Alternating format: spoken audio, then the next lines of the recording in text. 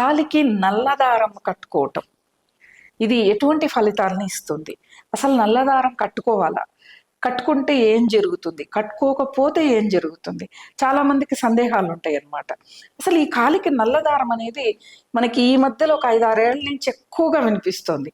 కాలికి నల్లదారం కట్టుకుంటే మనకి నరదృష్టి కానీ, ఎటువంటి నరఘోష కానీ, లేదా మనకి ఏదైనా చేతబళ్ళు కానీ ఇలాంటివి జరగవు అనేది ప్రతి ప్రాంతంలోనూ, అవి వేరే రాష్ట్రాల్లో తెలియదు కానీ తెలుగు ప్రాంతంలో ఎక్కువగా మనకి నడుస్తుంది. ప్రధానంగా తెలంగాణ ప్రాంతంలో ఎక్కువగా ఇది.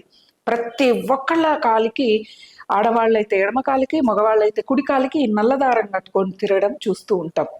నన్ను కూడా అడుగుతూ ఉంటారనమాట, నల్లదారం కట్టుకోండి మేడం అని చెప్పని.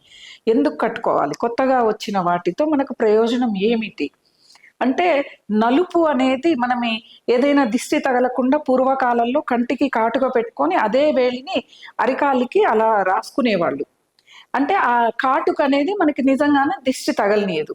చూడండి, మనం ఎప్పుడైనా కానీ పెద్దవాళ్ళు చిన్నపిల్లలు ఎవరన్నా వెళ్ళగానే అయ్యో దిష్టి తగులుతుందని కంటికున్న కాటుకను తీసి ఇలా చెవి వెనకాల పెడతారు పెద్దవాళ్ళు.